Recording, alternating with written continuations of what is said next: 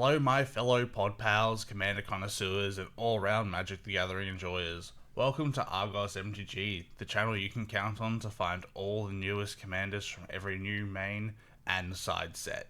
In this episode, we'll be going over every legendary card from Lorwyn Eclipsed that could take the helm of your next commander deck.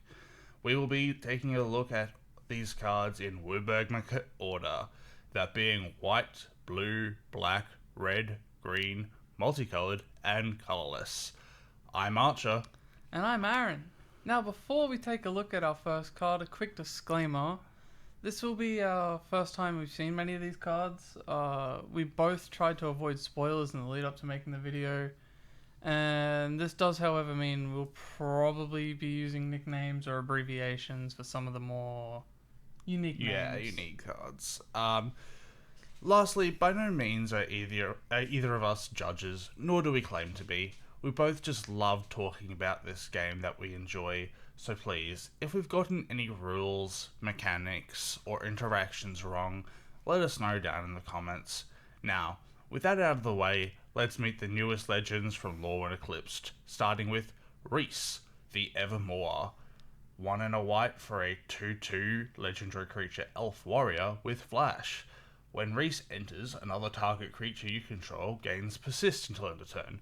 Reminder for Persist, when the creature with Persist dies, if it had no -1/-1 counters on it, return it to the battlefield under its owner's control with a -1/-1 counter on it.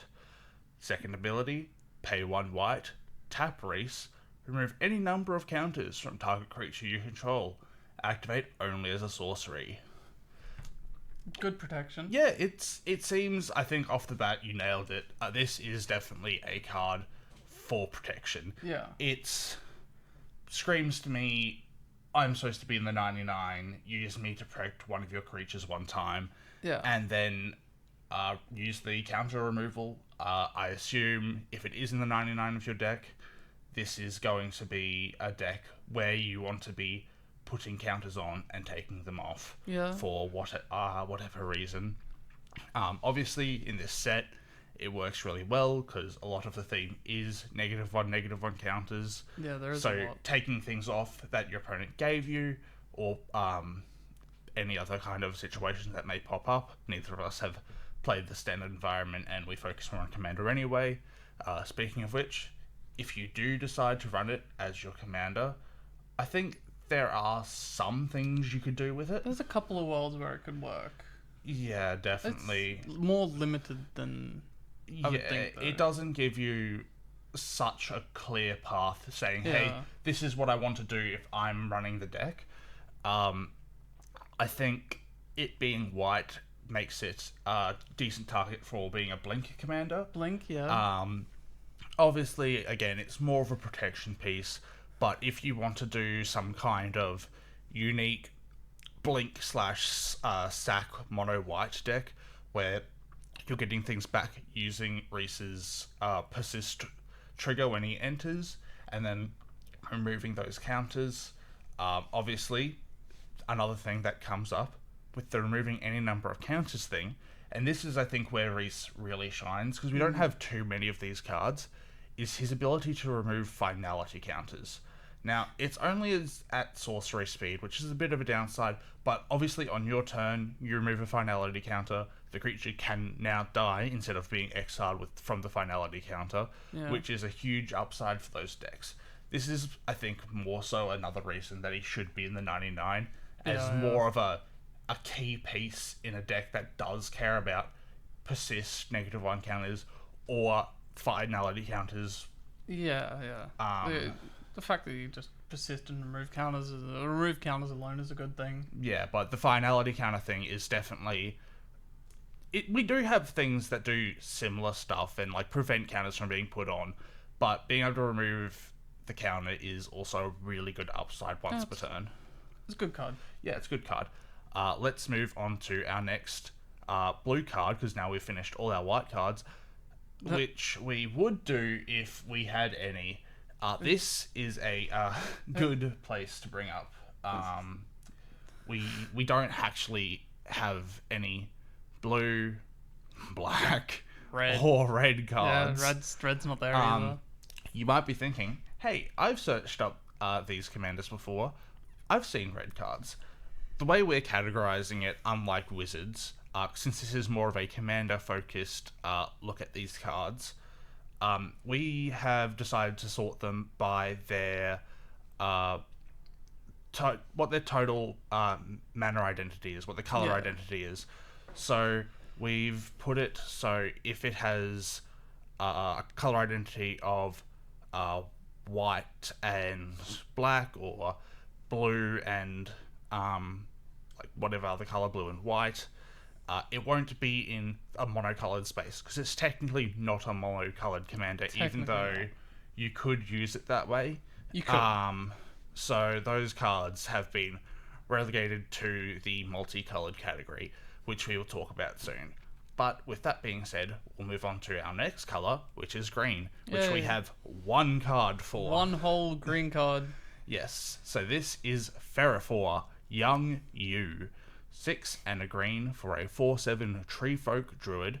When Ferrophor enters, create a number of 1/1 green sapling creature tokens equal to the number of creatures among counters among creatures target player controls. Tap double the number of each kind of counter on target creature. Yeah. Oh, did I say it was a Tree Folk Druid? Not sure. I don't know, but he's a Tree Folk Druid. Yeah, sure is. They're both interesting lines of text. Yeah, it's both interesting and lines of text. We should mention before we talk about him, if you want to pick up this card, as well as him being in packs in the extended form, he is from the Blight Curse Precon, so that is where you'll find his base card. Yeah. Now, with that out of the way, I think this is, if you are running him as a commander, he is a counters commander. Yeah, no. I would agree. The first line of text does say sapling tokens, but I think it's not a mistake to build him with that in mind, because that is what he does. Yeah. But I think the ability to double the number of each kind of counter on target creature is more scary most of the time. It is definitely more scary than the first line of text. Yeah. Because for the first line of text, you would, need to be able to probably bring him back for it. Yeah, green doesn't really blink or copy. If he's in the 99, I could see you wanting to do something like that to him to get the multiple tokens. You would have to do it in the 99.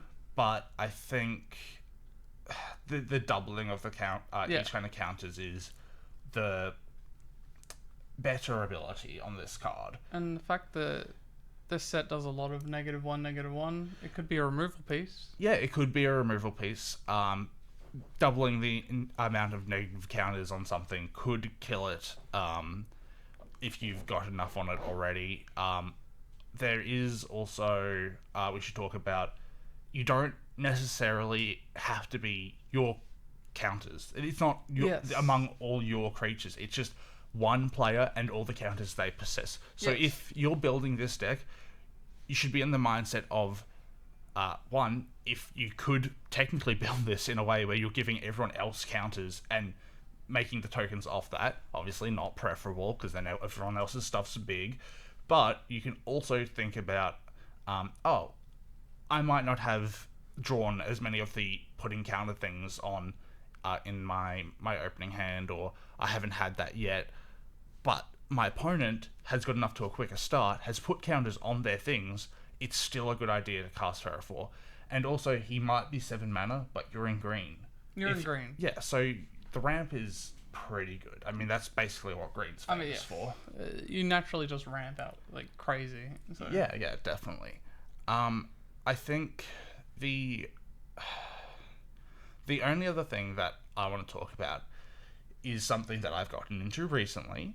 It is a drug of sorts. Oh, jeez. It is Slimes Against Humanity. Oh, jeez. It's a fun deck to play. I mean, I know everyone's jumping on the train of any number of cards. It's interesting deck to have at least one of those. And obviously, with the doubling each kind of counter and getting 1/1s for each counter you have among creatures you control in this case, he makes for a good I make bodies to defend yourself while your oozes swing out and kill things. Yeah. And being able to keep him up and tap him to double each kind of counter, and being like, okay, well, this 6/6 that's attacking you is now a 12/12. Great. So that can just kill people. I definitely want that. I definitely want a 12/12 coming at me. Yes, but I think we've said our fair share on this card, so let's move on. Now we're on to the bulk of the set, the multicolored cards. Where everything lies. Yes, indeed. I mean, it is lore accurate to the plane of Lorwyn. Yes. There is a lot of multicolored creatures. With this first one, I'll read it off and then we'll go over something real quick. So this is Abigail, Eloquent First Year, 2 hybrid white-black mana for a 1/1 legendary creature, Bird Bard.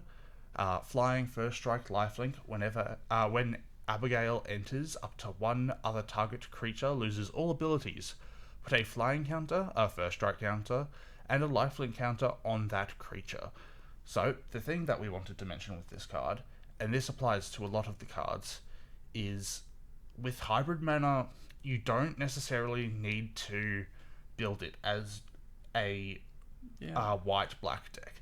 This could be a mono-white or a mono-black deck, since you can cast the card for either or. White. Yeah, you can cast for white or black mana. Yeah, it doesn't matter. It's pretty good. I won't try to mention this again, but it is worth bringing up that it is a unique building restriction or fun idea that you could do with these kind of decks. Now let's continue talking about the card. I don't know how I feel. But the first line of text is kind of like, oh, well, I don't want to lose all my abilities, but the second line of text is kind of good. It's like, I could make something big and dumb. Yeah, I think some people will read the first line of text and be like, oh, okay, so this card is more in the 99 and it makes people you target your opponent's stuff basically and make a key piece of theirs weak. This is what I think it might end up being used for the more standard environment, but in fairness it translates pretty well over to Commander as well. If you are running it for removal, getting their key combo piece where it's not a big creature, but it has a lot of words on the card. Yeah, like it's doing a lot. Yeah, definitely. Doesn't have flash, obviously, so it's a bit slow in that case. But if they need a turn for the creature to be viable, then this is definitely an answer. It's definitely an answer. Now, this is, I think, an interesting card, unlike some of the others, to build around for your commander. Throughout Magic, and especially during early Magic, there have been a lot of big, dumb creatures where Wizards was like, okay, we'll give this creature big power and toughness, but as a substitute, we're going to give it really shitty abilities that more so read, hey, if you play this, you're probably going to lose the game. You're probably going to And in modern Magic, are just basically terrible unless you're giving them to your opponents. Yeah. But obviously, those creatures are usually quite big. And since Abigail doesn't get rid of power and toughness, she doesn't make them a 1/1 or something similar, she just make them lose their abilities, you're basically just buffing your creature. You're getting rid of the downside and giving it flying, lifelink, and first strike. Which is... I mean, that's good. Yeah, it's really good. That's good. Yeah, it's... I think, not to sound like a broken record, but I think this is also another high potential blink deck. You want to cast a lot of those big dumb creatures, even vanilla big dumb creatures, and blink Abigail so they all get the upside of losing their abilities. Weird to say, an upside for losing their abilities. Upside for losing ability, yeah. I love that. And you putting those really strong counters on them. I think this is a cool card. It's definitely a consideration for something that I might want to build, or I would like to see across from me in the table. My thought is, it's interesting. Yeah. It has stuff that could work. Yeah, for sure. It's interesting. Okay, moving on to our next card. This is Ashling the Limitless for 2 and a red for a 2/3 legendary creature, elemental sorcerer. Elemental spells you cast from your hand have evoke for reminder for evoke. If you cast a spell for its evoke cost, it's sacrificed when it enters. Second ability, whenever you sacrifice a non-token elemental, create a token that's a copy of it. The token gains haste until end of turn. At the beginning of your end step, sacrifice it unless you pay Wooburg, that being white, blue, black, red, and green. So, this is a 5-color commander, it going off its color identity in its box. 5-color. Obviously, since it's in its box and you're not casting it for those colors, could be a mono red commander. Could be mono red. But, I mean, you've got options for all 5 colors, and elementals are spread across all 5 colors, so you might as well, right? You might, yeah, I mean, there's no reason not to. Yeah. It's interesting. Because you cast the elemental, a lot of ETB triggers I feel like would be really good with this. Yeah, for sure. I mean, elementals are famous basically for... not famous, but they are stacked with ETB triggers. Yeah. Or like other elementals seeing other elementals enter, so on and so forth. This is the leader of the Dance of the Elements precon, we should say. Yes, it is. So it is got a lot of those cards in that precon. Breaking this card down, elemental spells you cast from your hand have evoke, obviously, like we were saying. Yeah. The enters triggers benefit off that if they're really expensive. Being able to evoke these out, like you would with the elemental incarnations that we saw from some of the Modern Horizons sets that are so powerful in mostly other formats, but do still see some play in our format. Some. Yeah, Yes, some play. some. Obviously, that might differ from pod to pod, but Oh, yeah. yeah. Anyway, and then the second ability being you, whenever you sacrifice a non-token elemental, create a token. I think that's a really cool ability and something that you can tweak a tiny bit. Yeah. Obviously, that's for it being sacrificed due to the evoke cost. Yes, yeah. But it doesn't mean it has to be sacrificed from the evoke cost. If you just have elementals and, I don't know, you're in all 5 colors. Let's say one of your board wipes you decide to put in this deck is a board wipe that sacrifices all creatures. I would assume you get a token of all your creatures back. I wouldn't know. That's interesting, actually. That's really interesting. So whenever you sacrifice a non-token elemental, you create a token that's a copy of it. It gains haste until end of turn. Yeah. You will have to end up with nothing on your board, obviously. But if a couple of people are low, and you make everyone sacrifice their creatures, and you get tokens of your creatures, you still get one really good attack in, which might end up killing other people. Yeah, no, that actually makes a lot more sense now. It's like, well, I'm just going to kill you on this turn, and maybe the guy next to you. Yeah, exactly. Because you just made a whole bunch of... If the board's stalling out, and you don't want to put in, like, the stronger bounce ones that only affect your opponent's boards, or the more costly board wipes that affect only your opponent's boards, this will still end up with you not having a board at the end of your turn. But this effect still works. You would still get a going. Yeah, if for some reason it doesn't, please let us know in the comments. Yeah. Again, we haven't actually looked into any of these cards or how the interactions work. I'm honestly less interested in the paying the Wooburg thing to keep the tokens around. I'm more interested in the actual creation of the token. Yeah, the creation of the token. The evoke's cool for like the more expensive elementals or the ones with like stronger ETBs and stuff like that. Yeah. But I don't think you really need to focus on keeping them unless it's like a really key piece elemental. And you need it, yeah. Yeah, for sure. But yeah, no, I think this is a cool card with a lot of different ways of building it. Obviously, it being in all the colors is for that reason. Flexibility. Yeah. It's interesting, very interesting. Yeah, cool. Let's move on to Ashling Part 2. Another one. Rekindled, yes. So Ashling Rekindled is 1 in a red for a 1/3 legendary creature, elemental sorcerer. Whenever this creature enters or transforms into Ashling Rekindled, you may discard a card. If you do, draw a card. At the beginning of your first main phase, you may pay 1 blue. If you do, transform Ashling Rekindled.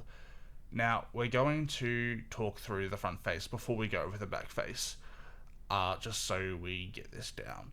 She, or they, do not read strong. No. I mean, I think, guess it's a draw outlet. yeah, so the ability, both sides on all of these transform cards have at the beginning of your first main phase, you pay it. If you do, transform it. And obviously when it transforms, the ability goes off. So the idea between all of these cards, and I'll bring it up again when we see these later, is to flip-flop them backwards and forwards to get their abilities to trigger multiple times. That being said, I think most of these, with one or two exceptions, all read as, hey, I'm a good engine piece in the 99 of your deck. I don't think you can't build around these. I think you can, definitely. But I don't think they bring much uniqueness to the to your commander decks. Yeah, well, going off the front one here, I can't see it as a commander. Yeah, it's definitely lackluster. With that being said, let's move to the backside. Ashling Rhymebound. A 1/3 legendary creature elemental wizard this time. Whenever this creature transformed into Ashling Rhymebound, and at the beginning of your first main phase, add 2 mana of any one color. Spend this mana only to cast creature spells with mana value 4 or greater. At the beginning of your first main phase, you may pay 1 red. If you do, transform Ashling. And then you would discard and draw again. Yeah, and rinse and repeat. Yeah. Obviously, typical is it stuff. With the whole card combined, it's you want to be cycling through your deck and getting the best spells possible. Big spells, getting the extra mana from Rhymebound, and casting them. There's not much more upside. Like I said at the start of the card, it's definitely much more of an engine piece.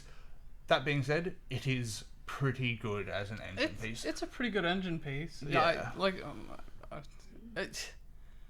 I mean, if you're casting, you're wanting to cast those 4 or greater spells, and you're not flipping it over for the card draw.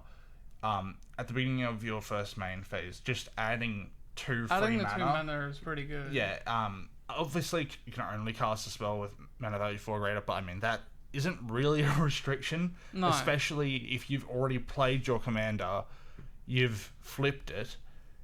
You are at the stage. As long as you haven't played her on like turn 1, you are at the stage that you will be wanting to cast those 4 or greater spells anyway. Yeah. So I think it's good. I don't think it's bad by any means. Oh no, definitely not. I can't see it as a main. I think I could see people running it as their commander, but I don't think it's something necessarily. I think it's better in the 99. Yeah, that's fair. Cool. Let's move on to the next card with Auntie Ool. I believe Ool. Auntie Ool Curse Wretch. 1, a black, red, and green for a 4/4 legendary creature Goblin Warlock with Ward Blight 2. This is a new mechanic from this set. 2 Blight, 2, a player, put 2 -1/-1 counters on a creature they control. So a player puts 2 -1 counters on them. Yeah. That means they get to decide what they put. Yeah, so you Yeah, have no priority on what they put it on. That player, and sometimes you choose the player for the blight mechanic. But once the player is chosen, or in this case triggers the ability, they get to choose what they put the counters on. Yeah. Can be a downside, but it doesn't really matter. Continue reading the card. Whenever 1 or more -1 counters are put on a creature, draw a card. If you control that creature, draw a card if you control that creature. If you don't, its controller loses 1 life. We should also mention, this is the face commander of the Blight Curse Precon, I believe. That's interesting, because you're forcing people to blight, so you're forcing them to have 1/1 counters. Yeah, so I think... But you could also choose yourself. So you could also have a draw outlet. Yeah, so if your whole deck is focused around -1 counters, you can use this as a draw outlet by putting counters on your own things. Obviously, the ward cost is a protection thing, so you're not blighting to every Yeah, turn. you're not gonna be like. But it is an interesting card. I don't think it has the multitude of paths that you could take to build this. It is more so, do I want to put -1 counters on something else or myself, or my own things? But I think it is a pretty decent engine if you want that in your command zone. It's not bad. Yeah, I can see different routes. It's like you could have it as a ping, so you know if you don't control it, and you have stuff that's giving 1/1 counters all the time, so you're not only probably removing their stuff because it's dying from -1, -1s, you're also pinging them to death because they're losing 1 life every time. Yeah. So Yeah. I can see ways. Yeah, I think in all, it's not bad. it's a fairly straightforward Yeah. commander. It's focused on -1 counters. I mean, it's the set mechanics, so it makes sense. That's blight in a nutshell. Yeah. We'll move on. So our next card is Bree of Clan Stout Arm. 2 red and a white for a 4/4 legendary creature giant warrior. So you pay 1 and a white, tap Bree. Another target creature you control gains flying and lifelink until end of turn. At the beginning of your end step, if you gained life this turn, exile cards from the top of your library until you exile a non-land card. You may cast that card without paying its mana cost if the spell's mana value is less than or equal to the amount of life you gained this turn. Otherwise, put it into your hand. That is a lot of words on a card, but also, oh my god, you throw sheep. I was about to say, can we just talk about the fact she's holding sheep for a second? Yeah, it's pretty cute. Is Stout Arm not known for throwing stuff? Yeah. Stout Arm family, I guess. Famous for yeeting their creatures across the battlefield. Usually, I believe, more so to the detriment of the creature you're throwing and whoever it's hitting. But I guess Bree is more of a caring Stout Arm and just gives them flying, so I guess they have a safer landing. And they have lifelink. Yeah, so it's really cool. I think this is actually quite a fun ability. I actually quite like this card. Yeah. So she gives you a way of evasion for your creatures. Yeah. Obviously she can't target herself, but that doesn't matter. You target something else and you hit them in the face, and then you get card advantage for hitting people for a lot. Yeah. And real big upside, it's a non-land card, so you can't whiff. You could whiff in terms of getting something smaller, but it's always something that you want, basically. Yeah, you'll always probably want the thing that you get from the life gain and drawing the card, or exactly. And also not having to cast it for its not having to pay its mana cost to cast it is also that helps a really cool upside. And obviously at the end of the text, otherwise put it into your hand, is a great thing I love seeing on even cards. more helpful. If you can't do the thing right away, you still get to have the card. You don't need to get rid of it, be sad seeing it go. I should mention, I'm really keen, just from reading this card off right now, to put it in my Yoshimaru and Kedis deck. Oh, yeah? So a red-white deck that cares about legendary creatures. Just what we need. Yes, our pod's going to love this. Anyway, Yoshi has always had a bit of problem, at least the way that I build him, getting around and beating face. I know you could... I've put many equipment in that deck to make sure he consistently hits face, but being able to target him and give him flying and lifelink is amazing. And she also helps with the card advantage problem that at least my version of the deck does seem to run into. That might also be my terrible luck in drawing cards. But yeah, no, I think she is a fantastic new card. Really good. I like it. Yeah, for sure. Let's move on. This is Brigid. Klachan's? Klachan, yeah. Someone let us know. Klachan's heart or Klachan's heart?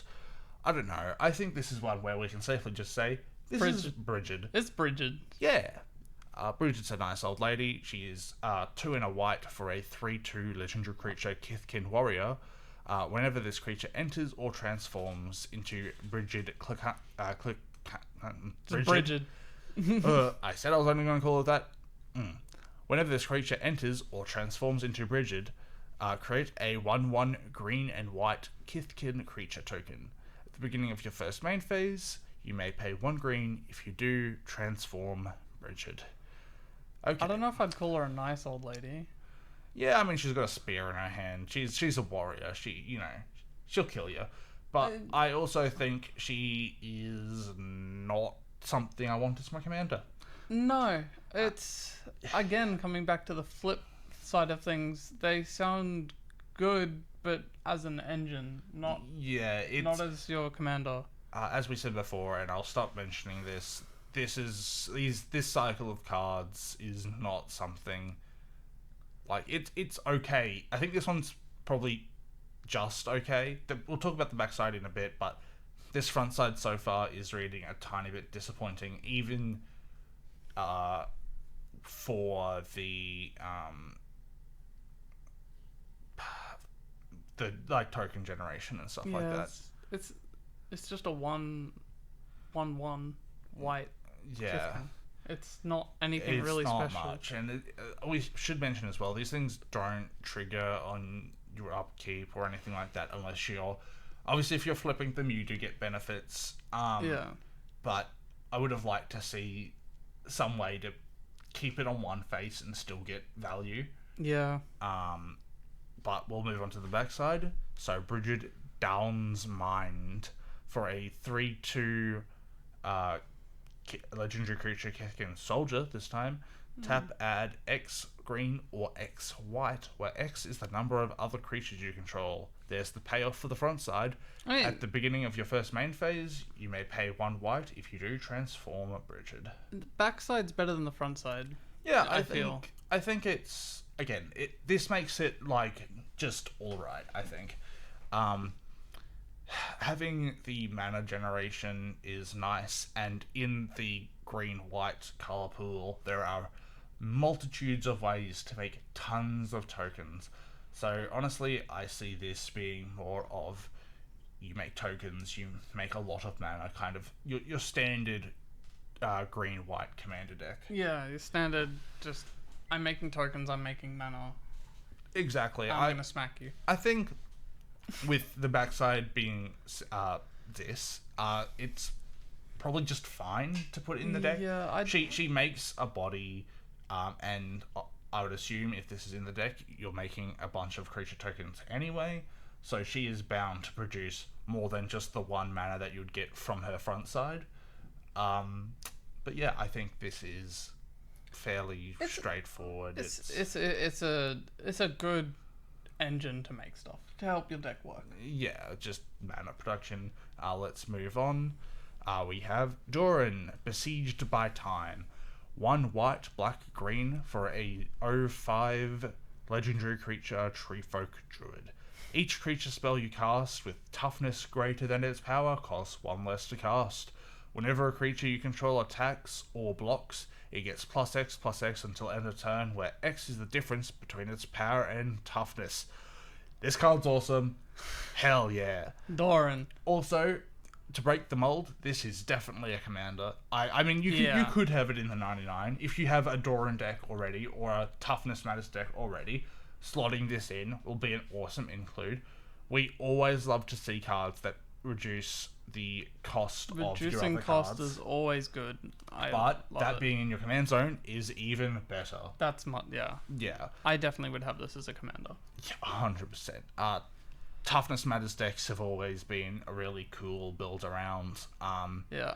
And this one gives you a really cool ability to follow that up. Yes. So, reading it again, whenever a creature you control attacks or blocks, most importantly, it gets +X/+X until end turn, where X is the difference between its power and toughness. So, if it's an 05 in the case of Doran, it is now a 5/10, not a 5/5, because it's not plus X plus 0, it is a 5/10. He gets even stronger, and now has the power to hit back as well. It's like, I'm gonna smack you, you've only got a 0/5. It's like, actually... Yeah, well, maybe not. Maybe I block, and now he shows his true colours. And they're pretty good colours. I mean, they're Doran colours, so with everyone, not everyone, but like, if you've been looking into these kind of toughness matters decks, Doran obviously pops up as a main contender for the commander usually. He's not doing anything majorly different. The blocks thing is the most important bit, but we've already gone over that. I think he is a great commander, be it as the leader of a deck or in the 99. He is good. A good card. He is good. Yeah. Let's move on. Eridu, Carrier of Dawn. 3 white for a 5/5 legendary creature, elemental god. Flying, lifelink. Creature spells you cast have evoke. A reminder for evoke: your creatures can help you cast those spells. Each creature you tap while casting a creature spell pays for 1 or 1 mana of that creature's color. So 1 generic, or a creature or a color of that creature's color identity. Yeah, okay. This also obviously works for tokens, because tokens have color identity, even though they don't have pips. That's why tokens often say make a green or a white token. You can tap the white token, I believe, for white mana in this Convoke case.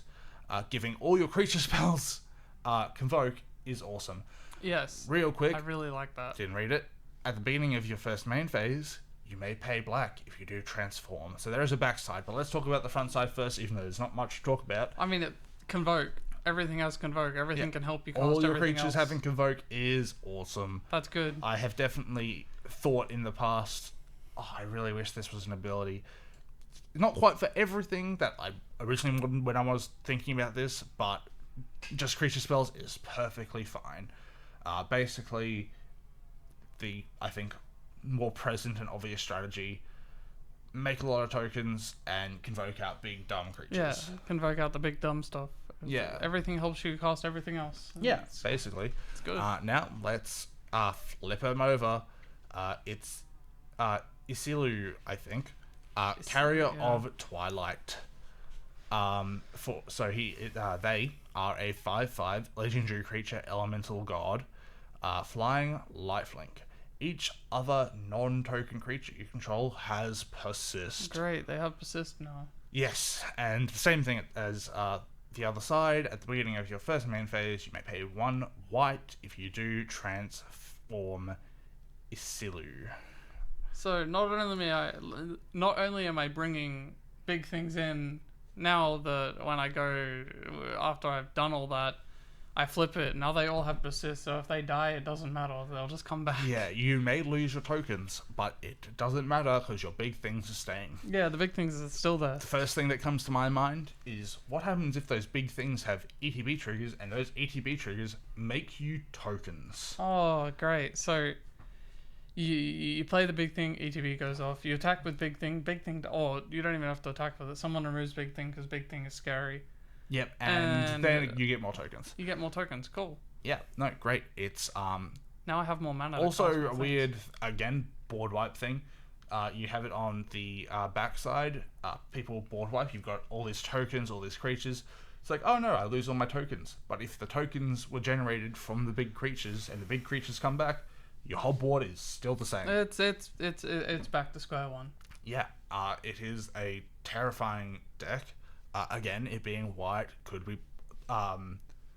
be blink stuff. It being black, graveyard shenanigans. Those are the representatives for those colors. When the first thing that comes to mind. Always blink or graveyard. Yeah, and obviously with it being a flip card, you don't need to build around one side or the other. Obviously, building around both is a strong thing to do, but you could just build around the white side if you wanted to. It being a mono white deck, I think, is still a fine strategy. Obviously, you're missing out on the cool persist stuff, but even if you have some black mana to transform it, then awesome. It's good. It's good. Yeah. Let's move on to Grub. Grob. Storied Matriarch. 2 in a black for a legendary creature. 2 in a black for a 2/1 legendary creature, Goblin Warlock with Menace. Whenever this creature enters or transforms into Grub Storied Matriarch, return up to 1 target Goblin card from your graveyard to your hand. At the beginning of your first main phase, you may pay 1 red if you do transform Grub. Okay, so you have recursion on goblins now. Yeah, so this is a Goblin thing. It's black red goblins. Black red goblins. That's a standard deck. So obviously, most people like playing just mono red goblins, but I think black red is a fair way to go about it as well. There's plenty of black red. The front side isn't that interesting to me, at least.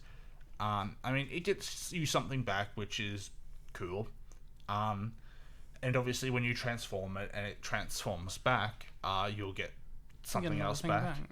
But let's move on to the backside. Hey everyone, Future Archer here. In a moment, Aaron and I are going to talk about Grub, Notorious Auntie. Unfortunately, at the time I misremembered how Blight works, and believed you could put the -1/-1 counter on your opponent's creatures, when in fact, unless the card reads an opponent Blights, or is part of a ward cost, Blight can only affect you, the card's controller. While this mistake does affect how good we thought the card was, we both still believe it to be a cool commander, or include in the 99. We thank you for your understanding, and we are taking steps to avoid this kind of mistake in the future. Now, back to the video. So this is Grub, Notorious Auntie. Oh my god, Grub's a woman. Oh. Yeah. I'm sure they get all the goblin guys, I think. I don't know. They're pretty Slay fugly. Queen. Yeah. Anyway, Grub, Notorious Auntie. 2/1 for a legendary creature, Goblin Warrior with Menace. Whenever Grub attacks, you may Blight 1. If you do, create a tapped and attacking token that's a copy of the blighted creature, except it has at the beginning of the end step, sacrifice this token, and as all the flip cards have, at the beginning of your first main phase, you may pay black. If you do, transform Grub. Yeah, so Interesting. to blight, select a Select player. the player and they choose what they want to put it on. -1, -1. Yeah. I believe, again, if we get any of this stuff wrong, please let us know down below. These are just our first impressions of what we think by reading the cards. We have not researched any of this stuff. But the cool thing, if you attack, you blight 1. If you do, you create a tapped and attacking. So the creature doesn't need to die. No. You just need to put the counter on it and create a token of it. Yeah. And It doesn't have to be yours. your version of it will be stronger than theirs because it will have a -1 counter on it. So if they choose to block, even though yours gets sacrificed, you still win in that scenario. Yeah. Also, it doesn't need to be the person you're attacking. It doesn't need to be theirs either. It could just be a random creature on the board. Our pod plays with a dragon and dinosaur player. If you have Grub and you attack someone slightly weaker and they have the Dragon or one of the really awesome ancient dragons that do a fun thing when they hit, obviously since it's tapped and attacking, you won't get attack triggers, but if it deals damage, you get the triggers. Doesn't matter if it dies, it's left a lasting impression. Yeah. This thing can be terrifying, and I love Grub. She is awesome. That's honestly, the second side definitely makes that card. Yeah, I think card. unlike the other flip cards we've seen so far, this is yelling as I'm the commander. You don't have to be caring about -1 counters in general throughout the whole deck anyway, because you may blight, and if you do, you create a token. It's only off her ability. But yeah, no, this is an awesome deck that I may consider building for myself. Honestly, it's better than I thought. Yeah. Let's move on. Yes. High perfect Morkant? Morkant, yes. Uh, Interesting. Elf. Anyway, here we 2 black and a green for a legendary creature for a 4/4 legendary creature elf noble. When high perfect Morkant or another elf you control enters, each opponent blights 1. So they each put a -1/-1 counter on a creature they control. Tap 3 untapped elves you control. Proliferate. Activate only as a sorcery. Okay, well at least they gave her one downside. Yeah, Yeah, this is terrifying. that's scary. We try to avoid spoilers, but I have to admit, I've seen this one so many times in my feed, and I've seen all the price spikes because of this one. Elf commanders are just terrifying in general. You're in the colours as well. I don't want to say it, but I know everyone's already thought of it. Infect. Mm-hmm. Yep. Yeah. Tap your elves and kill people with poison.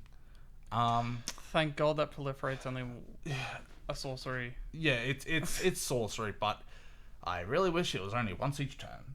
They've stapled this onto other cards from this set, and it's made sense for those. I feel like this could have been a great case, but I guess elves just don't do that. They're Yeah. like, no, we have friends. We're going to tap them and kill people. It feels like it's a bit pushed compared to some of the other things from this set that have more limiting factors to them. Yeah. She doesn't just trigger off her entering as some of the others do. She also triggers off other elves entering in general, which all elves do because they're usually really cheap, and they make tokens. And it doesn't say non-token. Just tapping 3 untapped elves, you get to proliferate, and that's, yes, only as a sorcery, but that's not really a downside. You're doing most of this on your turn anyway. That is the only downside on the card, and it's not that much of a downside. Yeah, she doesn't even cost that much, just 4 mana for a 4/4, and she's not even small. This is probably going to be the most pushed and one of the most powerful cards in the set. I don't even think I need to look at the other cards. This is probably it. I would say so. It's good. Yeah. I would say we should talk about it more, but I know everyone on the internet's gone crazy about it as is, so let's move on. Cool. So this is Carol, Attentive First Year, 1, a hybrid red-white, so 1 and 2 hybrid red-white. For a 3/3 legendary creature, Vampire Cleric, tap 2 untapped creatures you control, copy target triggered ability you control. You may choose new targets for the copy, activate only once each turn. This is cool. It's a Shrionic Resonator on a stick. I've immediately thought of 2 decks. Shoot. Edgar Markov, which is a deck that I have, and Arabella, which is also a deck that I have. I can see pain and suffering in our pod's future. Yeah, so unlike our last really pushed card, it does have activate only once each turn. Thank God. So I can't see Arabella going nutty. But it is still terrifying, especially in that Arabella deck that you're talking about. Tapping 2 untapped creatures in yours is a token deck, so it's super easy. And choosing to trigger Arabella's ability another time is... That's bonkers. Well, it's lethal most times. It probably would be. Yeah. It's pretty good. It's a decent creature. Obviously, you don't need to run it just in the 99. This could be a cool commander, ignoring the whole vampire or cleric thing. If you don't want to go into type, or if you do, those are obviously options. But having a bunch of really cool triggered abilities in this deck, or, as we were talking about before, putting in a deck with really strong triggered abilities are fantastic options. I think this is definitely, so far, one of our more mainstay cards. This one will probably see a decent amount of play in our format. I'll be using it, probably. Yeah, so we'll definitely see it a lot. It's decently costed, but yeah, no, it's really cool. Especially for a... we didn't mention this with... I think it was Bridget, was it? The Stout Arm. Stout Arm. Bree. Bree, yeah. Bree, we didn't mention this with Bree earlier, but both of these red-white commanders are doing fairly unique things for red-white, which is also really good to see. It's not just another commander you attach equipment onto. Yeah. No, they're doing very different things than what you would usually think. Yeah, It is very... it's very cool. Let's move on to our next card. Lorwyn, I'd say Lorwyn, Imperfect Naturalist. 2 black green hybrid mana. So just 2 mana all up for a 1/3 legendary creature elf druid. When Lorwyn enters, mill 4 cards, then you may put a creature or land card from among the milled cards on top of your library. Alright, then he has an activated ability for 2 generic and 3 hybrid black-green mana. Tap, discard a land card, create a 1/1 black and green worm creature token for each land card in your graveyard. Okay, so all of a sudden I'm making a bunch of worms. Yeah, which, funnily enough, can't be seen in his art at all. He's surrounded by fairies sitting in a tree, and we can't see a good image of him at the moment. There might be a worm in there somewhere, but no, he's sitting in a tree, looking handsome as all hell, and got that riz. Yeah, and just no worms in sight. So, don't know what that ability has to do with it, but I mean, cool art. Oh, it's cool art. It is cool. Actually, just saw his flavor text. I know I belong somewhere, just not here. He is also acknowledging, hey, I don't belong with these fairies. I should be on the ground. Aren't these supposed to be worms? Yeah. Where are my buds? Anyway, yeah, no. First ability, milling 4 cards. Then you may put a creature or land card from among the milled cards on top of your library. Usually enters triggers yell, hey, I want to be blinked. This one doesn't necessarily. I think this is a land-heavy mill deck, obviously being in the colours for milling and landfall stuff, or land stuff in general. We should also mention, I don't know what the card is. You could probably chuck it up in the edit somewhere around here. But there is a card, I believe it's called Worm Harvest, that does basically this exact same thing. I can't remember exactly what it does, but you cast it and you get a bunch of worms for stuff in your graveyard. It might be permanence, I'm not sure. But this is really cool to see a commander that does that. Yeah, it's like heavy lands, and like, not to mention you're also in the colors for graveyard recursion. So even though you're putting stuff in the graveyard all the time, you can be bringing it back if you have recursion. Yeah, definitely. Sacking, ramping a lot in green, sacking a lot of those lands, because that's some of what the ramp spells do. Yeah. Milling cards and bringing everything back, and then getting an army of worms for your troubles. I think good. It seems like a cool deck. I'm honestly might mill this as a huge fan of land shenanigans. Yes. I'm not a big graveyard person, but I think I can make this work. Ha ha. You're definitely big on the lands. Yes. Anyway, let us move on. This is Marilyn, Fey Ascendant. 2, a black, green, and blue for a 4/4 legendary creature, elf, fairy, noble. Flying. Whenever Marilyn or another elf or fairy you control enters, exile the top 2 cards of target opponent's library. Once each turn, you may cast a spell with mana value less than or equal to the number of elves and fairies you control from among cards exiled with Marilyn. This turn without paying its mana cost. So, play creatures, exile cards from your opponent's library, and then you get to play their stuff. Yeah, It's a theft deck. It is. I think this is like your typical D&D Fey folk, where they're like, "Hello, join us," and then they steal, I guess, your identity, which is your deck. Yes. This is hilarious, awesomely themed, and I'm sure something that kind of interests you. I know you've been wanting to get into thievery. I do want to build a deck that is pretty much what's mine is yours. So everything you play, I've got as well. So it's...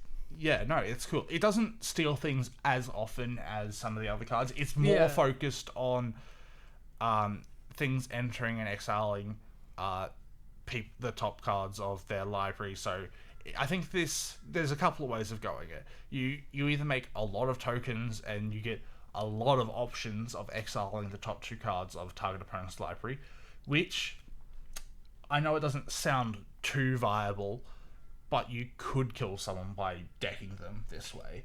It is a lot of effort, because obviously it's only 2 cards per ETB, but we're a format with infinite possibilities. Yes, there's definitely those. So being able to flicker and generate infinite ETBs and stuff like that, and then exiling everything from your opponent's battlefield seems pretty goddamn good. It sounds good. Yeah. And then obviously you get the benefit of the card advantage. So once again, once each turn, you may cast a spell with mana value less than or equal to the number of elves and fairies you control from among cards exiled with Marilyn, if that is without paying their mana cost.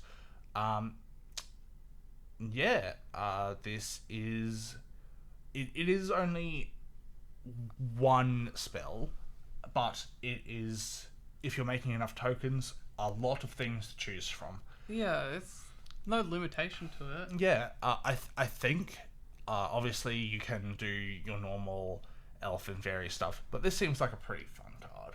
Yeah, honestly, very interesting. It would be a fun commander, honestly. Yeah, I would like to see this piloted. If not, I will definitely, one of us will definitely try to build it. We'll probably do that on Archidekt at some point soon. At some point. Let us move on to Mass of Mysteries, which it sure is. A white, a blue, black, red, and green for a 5/5 legendary creature elemental. First strike, vigilance, trample. At the beginning of combat on your turn, another target elemental you control gains Myriad until end of turn. A reminder for Myriad: whenever the Myriad creature attacks, for each opponent other than the defending player, you may create a token copy of tapped and attacking You may let me reread that. Whenever it attacks, for each opponent other than defending player, you may create a token that's tapped and attacking that player or a planeswalker they control. Exile the tokens at the beginning of the end step. So basically, you send the Myriad creature out, it attacks one person, and then it makes copies of itself attacking the other 2 people, so they don't feel left out of being hit in the face by something huge. Great. We should say this is the backup commander of the Dance of the Elements precon. It does elemental stuff, as we said with the other elemental commander. ETBs galore, and that's what you want. All the ETBs. This is, I think, a fairly straightforward commander. You either go ETBs or you pack all the biggest hits from all these 5 colors into it, and you swing out and hit someone in the face with multitudes of whatever the hell you want. Obviously, since it is a Myriad, you do not get attack triggers because the tokens come in attacking your opponents. So ETBs is preferable, or triggers that go off when they hit people. Yeah. This is, I think, it's not overly unique, but being able, and to be fair, it only works with elementals. Yes. So it's not like you can pack in, dinosaurs and golters.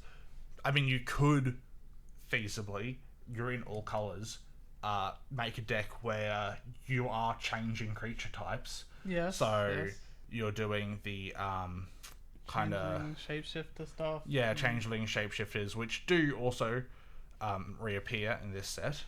Yes. And just go in and smack things. And though we also should mention it is only one thing per turn that you get to give Myriad, and it is only until end of turn. But it can be fairly strong. Also, First Strike, Vigilance, Trample are decent keywords. Yeah, they're pretty decent. Yeah. Like, I wouldn't complain at First Strike. I think this is a fairly straightforward commander. It doesn't really need to be gone over in detail. Yeah, there's not a whole lot I can say about it, but it's straightforward. It follows a path. It's good at that path. Yeah, it hits. It will slap people in the face. Let's move on. This is Sonar Innovative First Year. 2 and 2 hybrid blue-red mana. So 4 mana all up for a 2/4 legendary creature, Goblin Sorcerer, with Vivid, another keyword from, or ability word from this set. At the beginning of your first main phase, reveal cards from the top of your library until you reveal X non-land cards, where X is the number of colors among permanents you control. For each of those colors, you may exile a card of that color from among the revealed cards, then shuffle. You may cast the exiled cards this turn. It's a lot of text. The Vivid keywords probably reminds me most of Domain, which also cares about more so basic lands and other colors, but it's also a keyword that fits into 5-color decks really well. Yeah. It will work best in 5-color decks. That was my first initial thought. Not too impressed with this card. It's interesting. Yeah, I think I don't know. It's weird. This is a 99 card, right? I would not put this as a kind. It screams put me in a deck with a lot of colors. Yeah, I mean, if you're using this as a commander, that I can't say I would recommend, but like, feel free, show us what awesome decks you can build around this guy. But 2 is the most you're ever going to get out of him. Yeah. Yeah, with that being said, I don't think there's more to talk about. He is a card selection / draw engine. Not really draw, but he gives you card advantage. Card advantage, selections, all that stuff. Yeah. He's alright, but definitely better in the 99 than as a commander. I would not put it as a commander, no. Let us go forth. This is Sig, Wonderwine Wisdom. 1 and a blue for a 2/2 legendary creature, Merfolk Wizard. Sig can't be blocked. When this creature enters or transforms into Sig Wonderwine Wisdom, target creature gains whenever this creature deals combat damage to a player or planeswalker. Draw a card until end of turn. At the beginning of your first main phase, you may pay 1 white. If you do, transform Sig. Talking about the front phase first. The most interesting part of that is it can deal damage to a planeswalker. Yeah, it can hit planeswalkers. The ability we've seen several times before, but being able to also hit planeswalkers is more unique amongst that ability. So it gives you a bit more options to choose from. If someone does have a planeswalker out, you still want to draw a card. It doesn't really matter. You can hit the planeswalker as well. Sig can't be blocked, which is cool. That's a Sig thing. Sig. The front face so far seems fairly boring. Yeah. We'll move to the backside. Sig, Wonderbrine Shield. So Sig, so 2/2 legendary creature, Merfolk Rogue this time. Sig can't be blocked. Whenever this creature transforms into Sig, Wonderbrine Shield, target creature you control gains protection from each color until your next turn. So protection and also technically unblockable or damage can't be prevented or whatever. It's not a bad card. It's pretty. I mean, it does what you want. It draws a card. It gives you protection, but it's not screaming any specific route to me. Yeah, no, it's definitely in the 99 card again. As most of these flip cards minus Grub so far. Grub. Irdu wasn't too bad. Yeah. I think this is probably the most lackluster one so far. The drawing card thing is cool, but again, we've got so many other cards that do the similar, if not way better effect. I would have preferred if it was you draw a card per damage dealt. That would make it a lot more enticing, but I guess for 2 mana, that's probably a bit too much to ask for. The backside, honestly, if I'm playing this card, I can see it coming up, but I only ever really care about it. I mean, it synergizes with the front side, obviously, as all these cards do, but I think I'm only ever transforming it to the front, to the backside to get the front side again. And even with that being said, the front side is cool, but not much. Kind of not. Yeah, it's not that much. So yeah, definitely in the 99. It's fine in the 99. I think we can move on there. Yeah. Okay. About it. This is Tam, Mindful First Year. 1 and a hybrid green-blue for a 2/2 legendary creature, Gorgon Wizard. Each other creature you control has hexproof from each of its colors. Tap. Target creature you control becomes all colors until end of turn. Wow, this is awesome. That's good. Yeah, this is... The downside, the only downside I can think is, again, I don't know if I'd have it as a commander. Yeah, no. Definitely not. This is like if you had Mother of Runes on your commander. It doesn't do the Mother of Runes thing, which gives protection, and protection is a lot better than hexproof. Yeah. And I guess in some formats, maybe legendary is a downside. But this card is awesome in the 99. If you have, I mean, any deck that could run it would, I think, be happy to. I'm more than happy to. Obviously, 5-color decks. If you have a 5-color commander, and it's just hexproof. It just makes everything hexproof. The fact that that first ability is just a static ability, Yeah. each thing gets hexproof from its colors, is so good. That's already good. I'm finding it hard to explain how awesome this card seems. I mean, in fairness, I could see people just not running it, but like I feel like it's too good of a card not to at least try putting in the commander decks that can run it. Yeah. Hexproof is such a strong keyword. Being able to target your things yourself, like this could have had Shroud, which honestly would be more of a downside because then you can't mess with your own creatures. You can't touch your own stuff. Yeah. And the ability to make something all colors that basically just gives it the keyword hexproof. Because obviously, even though it does give hexproof to other things, it's not, unless the thing is 5 colors, it's not technically hexproof. Yeah, it's still it's hexproof to a color or 2 colors or so on and so forth.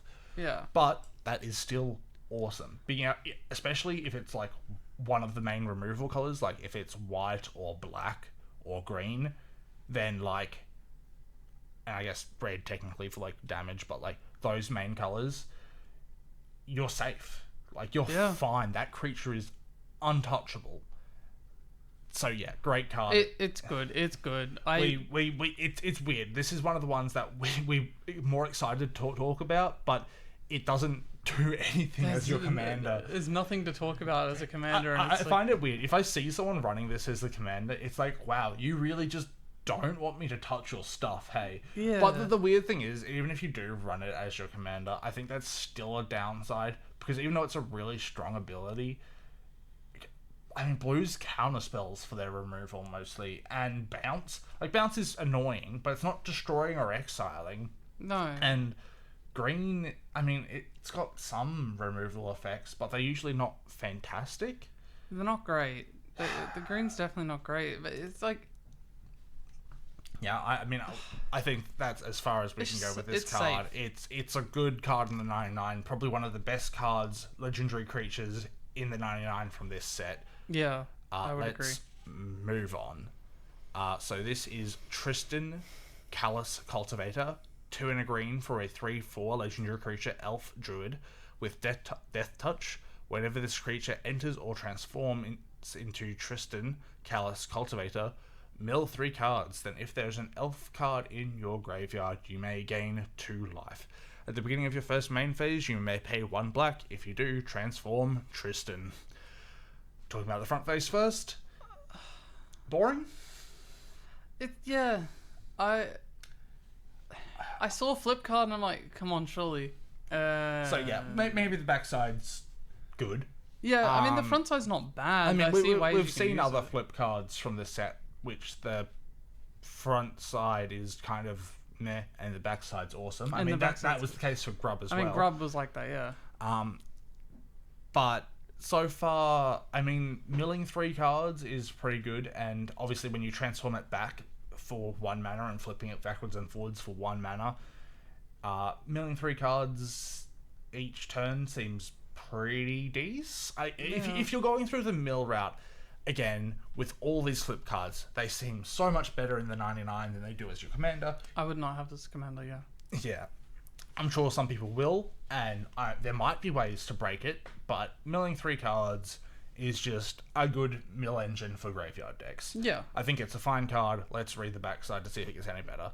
Tristan, Penitent, English, Penitent That Color. one. Yes, that one. 3/4 for a legendary creature, Elf Warlock. Death Touch. Whenever this creature transforms into Tristan Penitent Color, mill 3 cards. Then you may exile an elf card from your graveyard. If you do, each opponent loses 2 life. So it does the front, but it affects your opponents this time. It hurts them.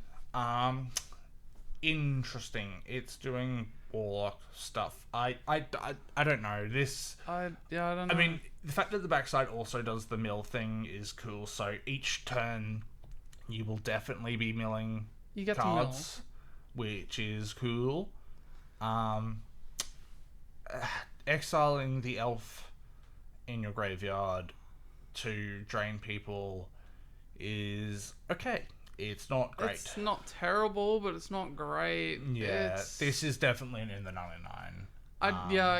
I'm thinking of it from a commander point of view, and I can't see it being a commander at all. Yeah, no, this is definitely a I want cards in my bin engine piece. I don't see it for anything but that. So let's move on. But before that, I should say, if you can build something really interesting with this, please let us know. Please. Just give us a link to the deck and we'll check it out. Next card. This is the Reaper King No More for interesting casting costs of 2 hybrid black, 2 generic hybrid red, 2 generic hybrid green. So that is, you can cast it for either 6 generic mana, or preferably 3 mana, being a black, a red, and a green, or any combination of those. For a 3/3 legendary artifact creature Scarecrow.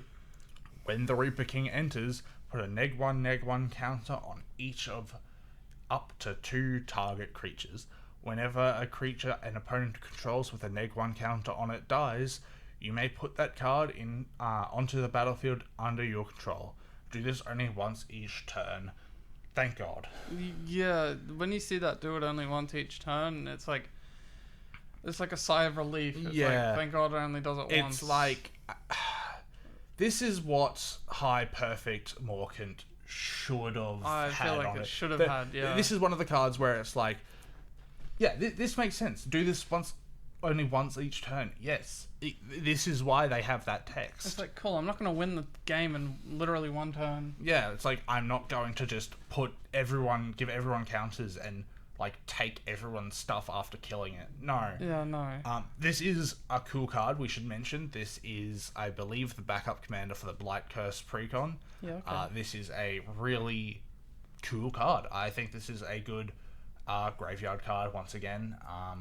The first one the first ability doesn't do much, but it gets the second ability going if you don't draw any of your putting -1 counters on things, which I think this deck is built around, obviously. Yeah, there's a lot of -1 counters in this Blight of Curse Precon. I mean, that is Blight. Yeah. So whenever a creature an opponent controls with a -1 counter on it dies, you may put that card on the battlefield under your control. Obviously only once each turn, so you want to be killing people's things on other turns.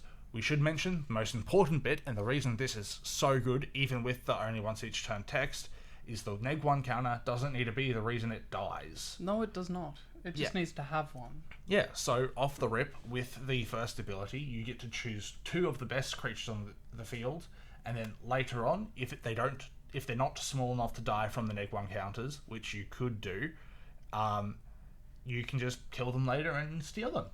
Quick thing that crossed my mind. You're versing someone that's doing persist. Yeah, that's interesting. Obviously, if they've got rid of the -1/-1 counter because of reasons. Yeah, it won't matter. Well, if it has a -1 counter on it and then it dies, it won't come back because of the persist trigger, because that's how persist works. If it has the counter on it, it won't come back. So yeah, you will just steal their creature. So I guess for some reason, if they're not abusing persist and they're just letting the creature die naturally afterwards, you do just get their You thing. do just get the thing. Which is kind of funny. The Reaper King is like, yoink. Yoink. You were doing that, and now it's mine. So it's a cool card. It's cool. It's cool. I can see ways you could use stuff like this. People are doing -1/-1 stuff, and you're like, cool. I'll just take everything, and it's Yeah, and there's also, I think there's a fun scenario where if you have any of those cards that the older cards that just put 1 -1 counter on something at instant speed. Obviously, you want to be abusing instant speed stuff to get around the do this once only once each turn trigger. Preferably, I would say it'd be funny if you 1 mana black instant put a -1 counter on something. Someone goes to kill a really terrifying creature, and you're like, cool, in response, I'm going to put a -1 counter on it. And they're like, wait, what? Wait. And then they kill it after the stack resolves, and you get the creature, and now you're the terrifying one. Now you're and scary. the person who had the creature was like, oh, it was just going to get blown up, and now I have to get hit in the face by my own thing. That's Karmic justice. That's great. I love this card. It's cool. There's some twists to it. It's dope. I'm probably going to pick up this precon. It seems really dope. This sounds like a fun precon. Yeah, fun for the person playing it. Oh, Anyway. yeah, not everyone else. Let's move on. That's the end of our multicolored cards. We are now moving on to colorless, which once again has nothing. Unfortunately, we did have a lot of cards in multicolored, so that makes sense. Yeah, no, that is. And we should mention, again, it's not advised, but the Reaper King could technically be a colorless deck. Again, please don't. It's not like some other cards where, since it's a completely colorless, it could be a completely colorless deck, but you don't have any ways in colors, as far as I'm aware, to abuse the -1 counters, which you want to be doing in that deck. Yeah, So, I don't see the benefit of doing it mono. Yeah, just colorless. It just costs more and does less. No. No, But it's worth mentioning. Let's just move on. So now we're moving to a section we like to call the Spotlight, or in the 99 Spotlight. So again, with that, we've made it through every card you could run as your commander from Lorwyn Eclipsed. And now, before we go to our final thoughts on this set, we've both chosen one card to shine a spotlight on for its power or uniqueness. And unlike the other cards, these can only go in the 99 of your deck. So, to kick things off, Aaron, what one card did you pick? I picked... what was his name? I picked Morning Song Aria. It's unique. It's nothing to do with power, it's just unique. It definitely seems like an interesting card. So to read it off, Morning Song Aria is a 1 black legendary enchantment. Players can't draw cards or gain life. Wow, you picked a great card. Yeah. So we're just cutting it there. That's it. It's a terrible card. It's terrible. No. So at the beginning of each player's draw step, that player loses 3 life. Searches their library for a card, puts it into the hand, then shuffles.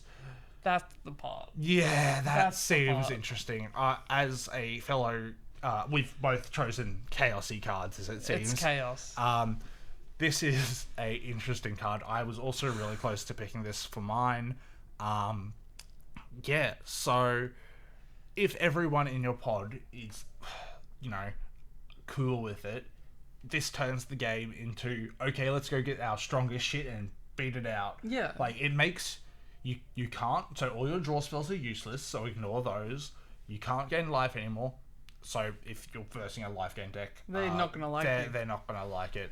That they'll probably do something that I'm going to talk about a bit later. But, that's the negative side to it. Yeah, but it can turn the game into, hey, let's go get our strongest shit and duke it out, which is cool. That's why you... Yeah, that's. I mean, again, if you had a pod that's cool with it, maybe you discuss it beforehand and be like, look, if this comes up, maybe we just slog it out. Maybe we just have a fight. We just fight each other.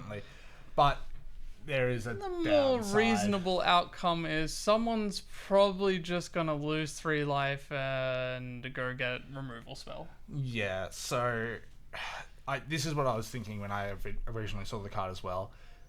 Most of the time, if people aren't cool with it, or if they're really mean, I guess they could wait until before you get it. But I think most of the time, this turns into 3 mana. First, the next opponent loses 3 life, searches their library for a removal spell if they don't already have it, and blows it up. Yeah. Worst case scenario, because them going to find a removal spell and blowing up for 3 life isn't even the worst case scenario. Worst case, they have one in their hand. They just blow it up straight away. They go find something to win the game, and then they blow it up. Yeah. Which is terrifying. Because then you can't do anything about the thing they've just gone and got. Yeah, it's like, God, oh, no. Yeah. So, and then obviously no one else gets the effect. But hopefully you politic your way into everyone at least getting 1 turn cycle of this, if it not staying on the board. I think this would actually... I might try this with our pod the next time we play, and I'll pick up one of these cards. If you have it as, like, Rule 0, hey, this is a world enchantment. Yeah, okay. So you can't draw cards, you can't gain life. So after you get your initial 7, you just lose 3 life at the start of each of your turns, and you tutor for a card. Yeah, Which seems like you wouldn't be doing it often, but it seems like a fun way to just spice up your games. Yeah, it's spicy. It's chaos. It's fun. People can do Speaking stuff. of which, the next card gives off very similar vibes. It's the card that I picked, which is Lava Leaper. 3 and a red for a 4/4 creature elemental. All creatures have haste. Whenever a player taps a basic land for mana, that player adds 1 mana of any type that land produced. How much I wished this was a legendary creature. Oh, yeah. It's just a creature. frog, rabbit, deer thing. Deer thing with flaming antlers. Yeah, this is literally, hey, I don't have time for this game. Let's speed this shit up. Everyone gets, again, it's basic lands, but everyone gets double mana. Everything gets the attack straight away if it don't come in tapped. Let's just headbutt the hell out of each other. Now I've gone back to the whole how these 2 cards could... Yeah, no. Definitely, I've been doing this for a while, and I don't have all the cards for it yet, but I am making a black-red Chaos deck. These 2 cards are definitely going in it. They seem hella goofy. I'm sure this isn't everyone's cup of tea, but I think if you want a fun, fast game, cards like this just make for a good time. They're just going to make the game faster, more slogging going on. Everyone's got those things just poof. Yeah, casting your big spells earlier than you would before. I've played games with things like Mana Flare Out, which also doubles your mana. Yeah. It is... they always make for really interesting games. That's why I love cards like these. Yeah. And adding another one to the list is fantastic. I should quickly mention, we did only pick 2 cards, but there were plenty of cards throughout all of this set that could have taken the place of these 2. We may talk about them another time, but please let us know in the comments what your favorite card from this set that couldn't go as the commander. Yeah. So with that being said, let's move to our final thoughts. We've gone over all of those cards, and I wanted to know what your thoughts on Lorwyn Eclipsed were. Yeah. So I think this is a cool set. I think it is, in terms of the commanders, I think this is the closest thing we've had to a core set in a really long time. Yeah, it's been a while since then, yes. It feels that way because with core sets, I feel like you have a couple of not as many commanders as we get these days, especially with the UB product. Yeah. Final Fantasy. Anyway, so you don't get as many, and you don't get the ones that you do get. The commanders you do get are let's say, more so not commanders.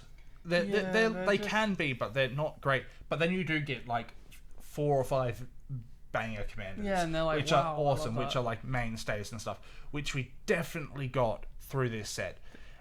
Also, thank you, Wizards. You finally reprinted the other half of the Shockland cycle, which is amazing, and the I don't know if it's completely finished now, but they printed the blue green Something enters virtue or something. untapped land Yeah. for 2 or more basic lands, which is awesome. That's Thank always you very good. much. It's always good. Every time I build a deck in those colors, I'm like, cool, I need to go get this land and put it in, and then I keep remembering, no, it doesn't exist yet. But yeah, those reprints are fantastic. There's other cool reprints that we're not going to talk about in this episode, but check them out. They're awesome as well. That's for my thoughts. I think the only negative thing I could think of for this entire set is some of those flip cards. Again, like you were saying, they're just like dud commanders. Yeah, no, for sure. I wouldn't have them as commanders. They just seem like good engines to make things happen. Yeah, no, definitely. Do you have any commanders you think you're going to use or build around or anything like that? Any commander I would like to build around, there was the Marilyn that we liked. There was Carol. I wouldn't probably have him as a commander. I'd probably put him in the 99. Yeah, we as we discussed with him, that's definitely, I can see that going in your Arabella deck for sure. Yeah, definitely the Arabella deck. Yeah, I might build Lewin. Lewin, yeah. Yeah, in Perfect Naturalist, he seems cool. I've wanted that card that he reminds me of. I've wanted to put that in a deck, but I've never actually fully committed to it because it seems like a cool card. I probably will end up building this and putting him in that deck. I kind of want to build Grub just to see how it goes. I've wanted to build a Goblin deck for a while, so we'll see how that goes, I suppose. I mean, everybody's already doing the proliferate elf. Yeah, that nasty elf. I don't want to yuck people's yum, but it seems it's so like it feels like an Urza card where like it's not on the power of Urza quite. I mean, it's really strong, but it just does elf things, and it's like we've had so many elf commanders that do not this, but things that are that strong. We should quickly mention, we didn't bring this up when the card came past, and just because I didn't think of it at the time. Again, first time seeing these cards. But if you are building this deck, if you want to limit yourself and how powerful this card is, focusing on the tapping elves to proliferate is a more interesting thing. And obviously not focusing on poison counters. You can put poison in the deck, but as like a strong finisher. But I think having like a more countery deck, or like some of the more interesting counters like charge counters, or anything that proliferate really like focuses on, would be an interesting way to build this deck. No. You do accidentally do the -1 counter thing with the blight and stuff. You can't really avoid that. Yeah, but the proliferate I think is a more interesting focus around. With that being said, there weren't that many commanders, but with the commanders that we did show, if you want to check out any of the commanders that we have covered in this video and will cover in future videos, we've put a link to our Archidekt page in the description below, in which we have and will continue to list out all the commanders and put them in set and color order in the collections, so please go check that out. And another side note, as this is our first video and neither of us have any prior experience being in or making videos, we would love to hear from you, the viewer. If you have any ideas for what you'd want to see from the channel moving forward, or ways we can improve, please let us know down below. Yeah, obviously, our first video, we don't have any experience with this. No. we can tell even just recording this that we have stumbled our way to extremes through this video, and hopefully if we can continue with your support, we will try to improve that, our equipment, and everything to the best of our ability. Everything improved. Ultimately, we're just wanting to share our opinion on the game we love, and hopefully inspire people to build some awesome decks, as well as talk about some of the cards that you might have missed amongst the flood of product releasing these days. God knows how much the UB product is going to affect. We've got 7 sets this year. It is going to be extreme, and hopefully by us doing this, it will help you guys not miss anything that you would love to build as your commander. I know we're not exactly the most proficient in remembering cards or doing these. We haven't been playing that long. No. But hopefully by us doing this, it gives you guys a bit of an easier time finding the cards and the decks that you want to make and that you will love. Hopefully. Thanks for watching. Until next time. Bye. Bye.